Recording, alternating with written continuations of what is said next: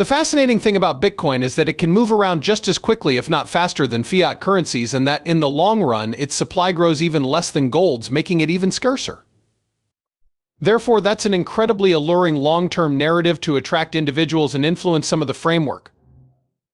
Having said that, I think that's a story that spans more than a decade. That isn't the kind of story that would fit inside a 1 or 2 decade timeline. Modifying these massive buildings takes an eternity. The choice to withdraw from the Bretton Woods Agreement in 1971 is a prominent feature of that era. But the evidence suggests that something was wrong with the Bretton Woods system during the 1960s. The system had been settled upon in 1944 and introduced in 1946, but it wasn't fully implemented until the late 1950s. At that point, they removed some of the restrictions that had been put in place during the conflict. And that was the beginning of the process as a whole. The quantity of gold reserves then decreased precipitously. We were running large deficits, which contributed to that. Part of the reason for this is that the system was not adequately regulated due to bank failures or the fact that banks were lending more dollars than there was gold in circulation. The result was a situation where the broad money supply increased threefold between 1950 and 1970, despite falling gold reserves. Thus, the system was fundamentally unstable from the start. Trading some of those ever-increasing dollars for gold was a sensible move up until the point where gold was about to run out. In this hypothetical scenario, we centralize all of the operations, but after a few decades, the centralized institution collapses in part because it was poorly conceived from the start. It was fun while it lasted, but the real problem is that it wasn't built to last. There is a bright side for Bitcoin and cryptocurrencies, says macroeconomic analyst Lynn Alden, even though a catastrophic recession is on the horizon. In a recent interview, she detailed how the world economy is heading for a slump similar to 2001 based on the present macroeconomic statistics. Surprisingly, Bitcoin and other cryptocurrencies may potentially gain from this recession. In times of economic downturn, governments and central banks are forced to flood the market with more money, creating an atmosphere of abundant liquidity. In this context, assets such as Bitcoin and crypto often outperform others.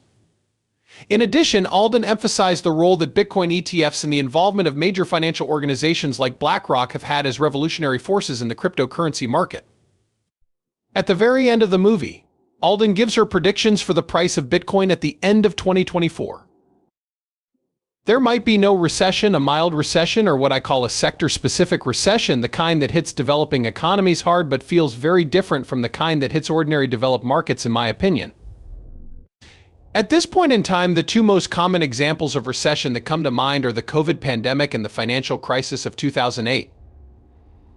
In contrast, the 2001 recession was particularly devastating for the stock market because of how highly valued stocks were at the time. On the other hand, when looking at the unemployment rate, the GDP drop, and the actions of other sectors, the actual recession was relatively light. By most measures, the recession was mild. Regarding the possibility of a recession, I believe that a lot can happen in a year, and I must recognize that. I would anticipate a recession similar to the one in 2001, when some of the unemployment numbers and GDP reductions were perhaps not as bad as people were afraid they would be. Naturally, though, that can still have far-reaching consequences. A large number of bond proxy stocks is, in my opinion, a major source of market anxiety. In light of this, several defensive, high-quality stocks like Costco have been purchased at exorbitant prices. The stock is trading at prices that make it look like they're doing AI or something, even though it's a wonderful firm. I see. Thus, you are faced with that issue. Indeed, you do have that issue. These extremely high valuations are just not justifiable in the event of a moderate or even somewhat recessionary environment. Therefore, I believe it's highly industry-specific. There are a lot of options with Bitcoin that you won't find with the ETF. You can use it for its monetary purposes, self-custody it, and transport it around the world, but it's not a use case that everyone wants or needs right now. Therefore, ETFs can be a good choice for consumers if they don't think they'll ever need that use case. Retirement plans, managed assets, and conventional brokerages are all available to them. Therefore, as far as the ETFs are concerned, they are just as good as GBTC. Thus, GBTC is now an ETF as well. Unfortunately, compared to some of these more recent options, its fees are more expensive.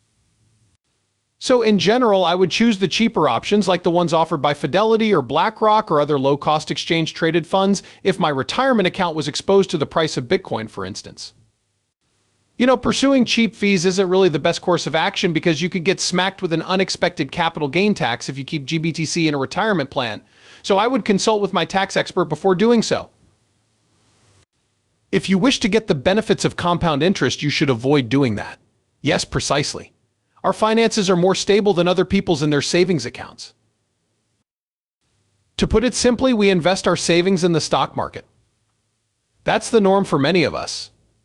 As a result, we might simply ask, what is the point of Bitcoin considering the global economy, where 160 different currencies are in circulation, is essential while considering the use case? Plus, a lot of those places don't have particularly appealing stock or real estate markets. The subject of liquid savings is complex, In Egypt, where I have a medical friend, there isn't a particularly appealing long-term equity market. Therefore, my friend literally keeps physical money under his mattress as savings. He prefers not to keep his own coinage on hand. It boils down to this: he has some real estate, but it's not exactly liquid. Dollars, gold, and digital assets like Bitcoin are the end game. A further complication is that graphic designers in countries like Egypt, Nigeria, and Argentina often receive their funds in their local currency at an inflated exchange rate, even though I originally sent them money in US dollars. What am I going to do with my savings? How can I guarantee that my prices will rise annually to counteract the debasement of the currency? As long as the country isn't on my list of sanctioned nations, one wonderful thing about Bitcoin and other stable coins is that I can transfer them the money they prefer through their local banking system. I would not, for instance, give money to an Iranian even though I could technically do it. As an American, I am unwilling to take that chance. For instance, we can circumvent their local banking system the issue if they are in a place where it is acceptable for me to send it to them. They can receive stable money or Bitcoin through a call like this. I can transmit it to them just by having them hold up a QR code. They might just direct message or email me the payment details. I have the means to cover their costs. Then they are able to save it because they are now receiving their full rates. They can take it with them if they ever decide to leave their country, something that most Americans never give much thought to. But if you're in Lebanon, Argentina, or Venezuela, for example, I know someone who emigrated to Canada from Venezuela with Bitcoin, then it might be a different story. Alternatively, many more Venezuelans simply run away from the country without a penny to their name because it is so difficult to bring anything of value when you leave a country with that situation. As a result, I believe the most important thing to do is to think worldwide, like a board with 160 different currencies. They are all losing value quickly. Capital controls are present around them to varied degrees for the most of them. Additionally, innovations like Bitcoin and stable coins expand people's ability to self-custody funds, receive funds of their choosing, circumvent financial borders, and more. The question then becomes, how much of an effect may it have on inflation? For the simple reason that it has the potential to influence bond and policy rates in the future, which in turn can affect the value of equities and even cryptocurrencies like Bitcoin. Hold on a second. We're talking about bonds and stocks.